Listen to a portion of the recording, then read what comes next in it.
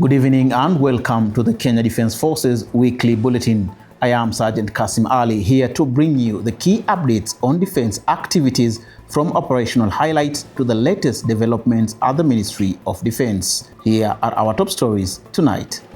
Defense and Health Ministries partners for better health service. Chief of the Defense Forces on a working visit in Rwanda. Commander Kenya Air Force strengthens Kenya-United States air cooperation. Kenya Defence Forces joins multi-agency search and rescue operations in Elgeyo Marakwet County. And in sports, Kenya Defence Forces well-renowned runner excels in the Tata Consultancy Service New York City Marathon.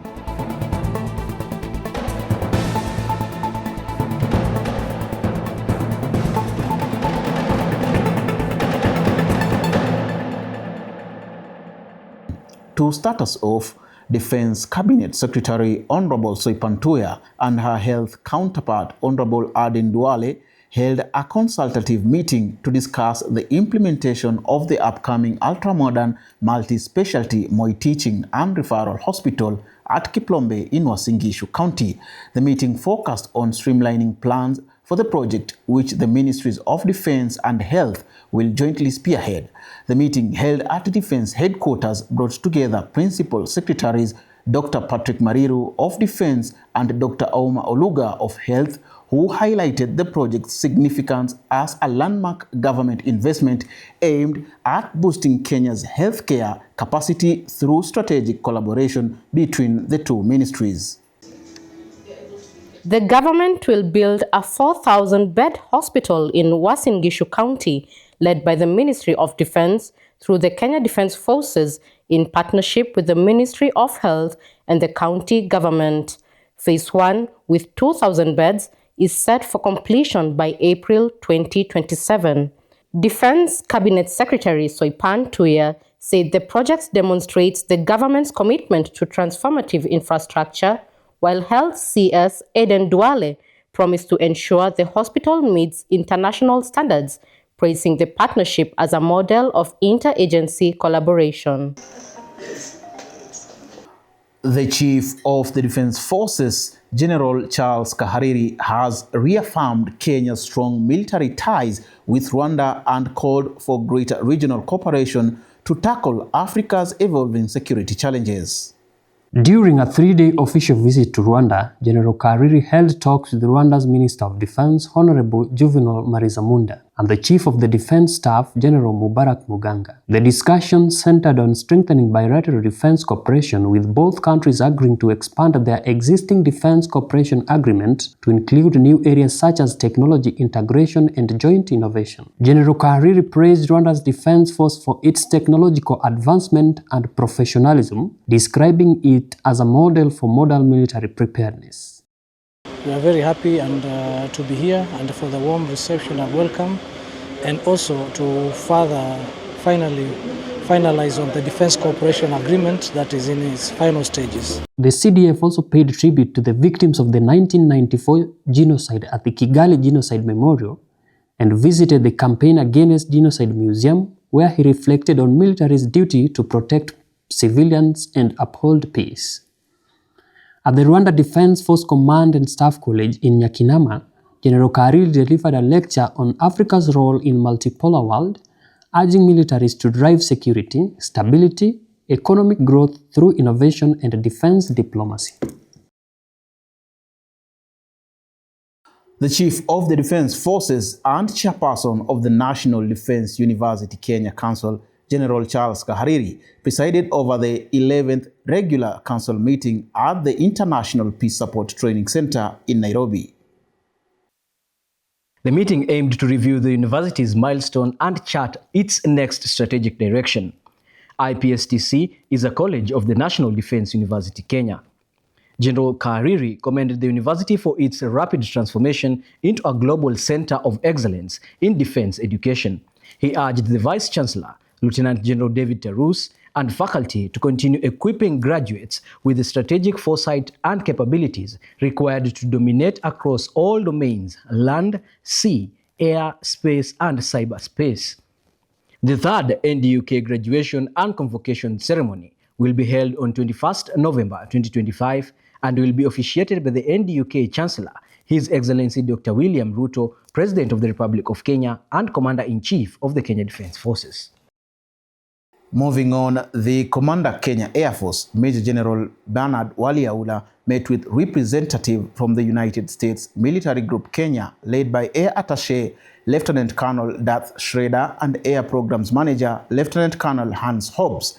The meeting focused on strengthening Kenya-US air cooperation through enhanced collaboration in air-ground integration, aircraft logistics, intelligence and surveillance, and professional military training.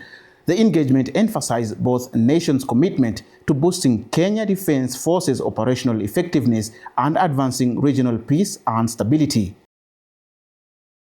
Kenya Defence Forces personnel joined a multi-agency team in Chesongoch, Elgeyo Marakwet County to help with search and rescue efforts following landslides and flash floods that struck the area.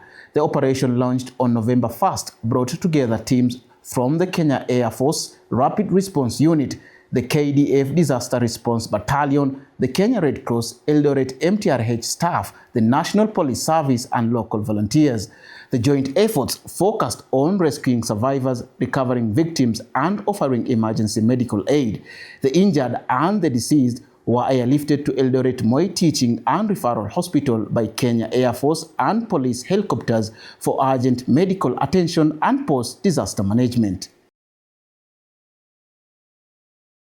The Kenya Defence Forces Directorate of Medical Services hosted the Egyptian medical delegation in a joint military committee meeting at the Defence Headquarters here in Nairobi.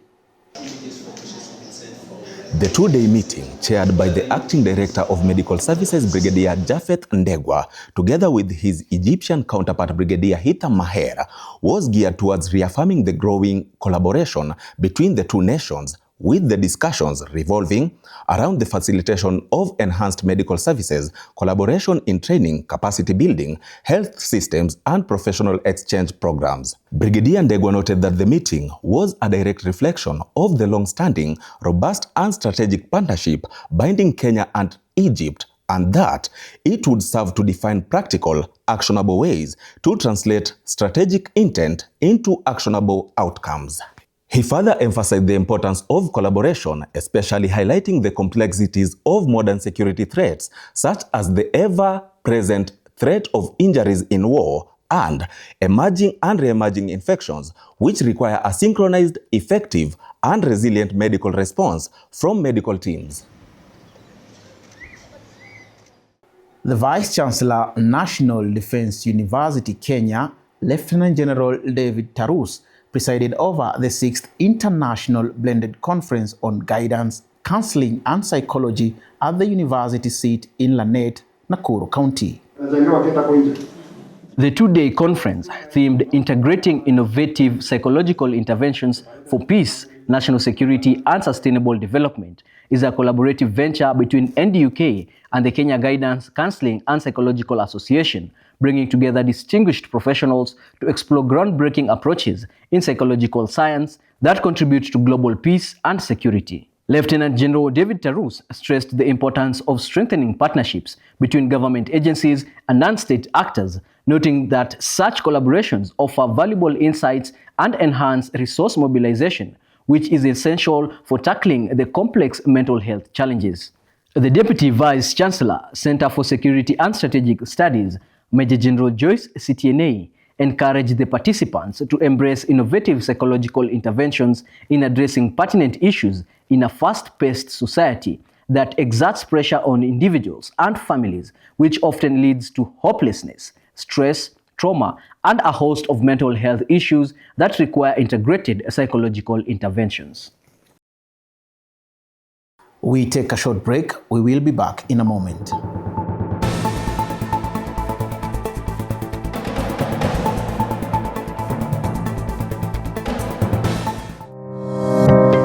From the vast grazing fields to your plate, Kenya Meat Commission is your trusted source for premium quality meat products. With over 70 years of experience, KMC upholds the highest standards in meat processing, ensuring fresh, safe, and nutritious products for households across Kenya. Supplying excellence, KMC guarantees top-tier beef, mutton, and canned meat, meeting your needs with consistency and quality. Looking for the best in meat? Choose Kenya Meat Commission, where quality meets trust.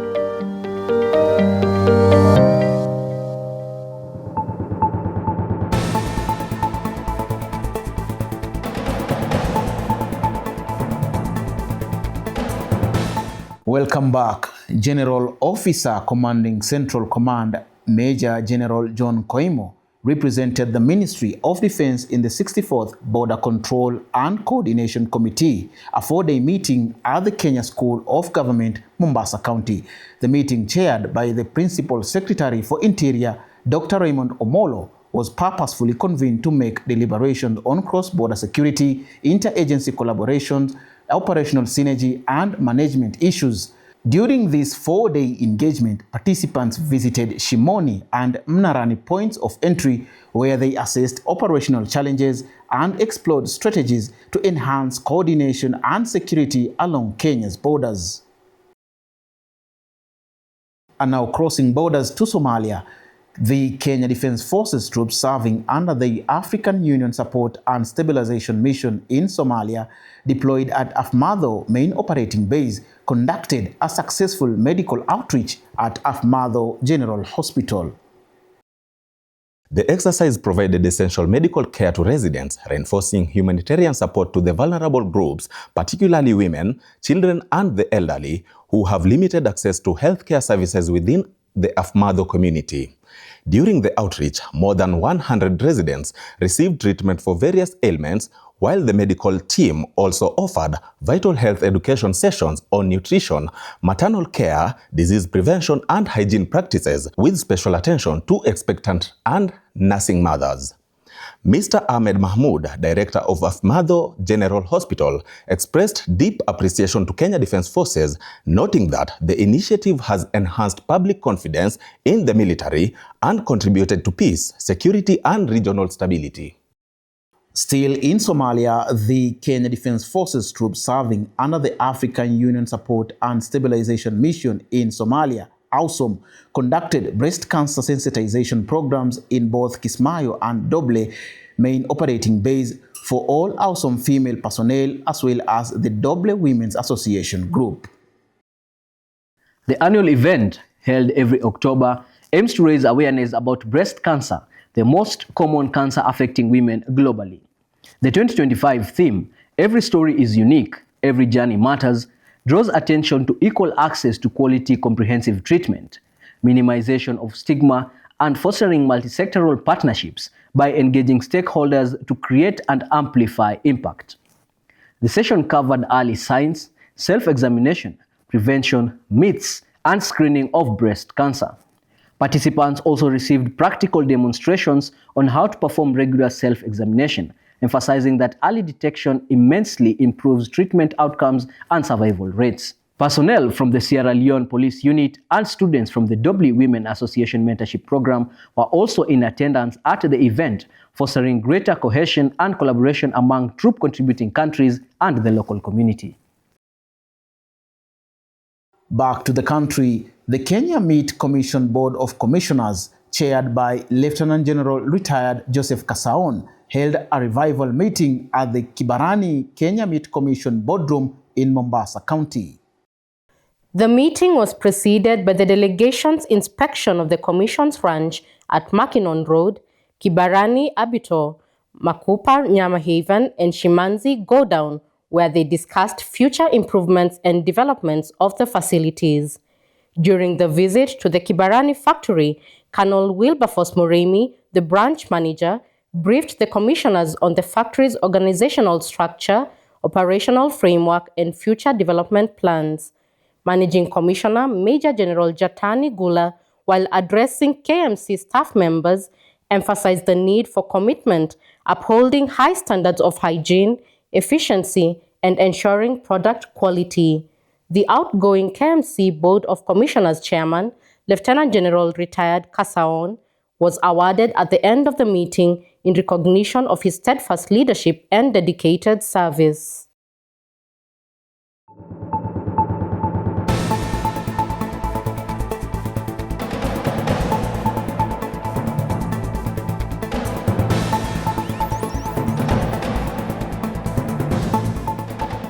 On to sports. The Kenya Defence Forces soldier and world-renowned distance runner, Warrant Officer Class 2 Helen Obiri, stormed to a historic victory at the 2025 TCS New York City Marathon, smashing the women's course record and reaffirming Kenya Defence Forces' growing presence on the global sports stage. Obiri stopped the clock at 2 hours, 19 minutes and 51 seconds, becoming the first woman to break the 2 hours, 20 minutes record on the demanding New York course and lowering a 22-year-old mark set by compatriot Margaret Okayo. Here she comes, everybody. It was a masterful display from the Kenya Defence Forces star, who controlled the pace before breaking away in the final mile to secure her second New York title after her 2023 triumph.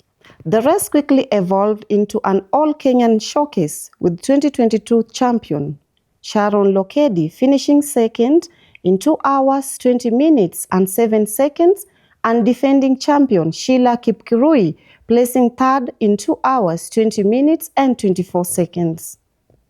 In the men's race, Benson Kipruto edged Alexander Mutiso in a dramatic sprint finish to hand Kenya another win on the streets of New York. Obiri's performance further strengthens her reputation as one of the most complete distance runners in history, from global track titles to cross-country dominance and now repeat marathon glory. For the Kenya Defence Forces, her record-breaking feat mirrors the discipline, endurance, and competitive spirit at the core of military's athletics program.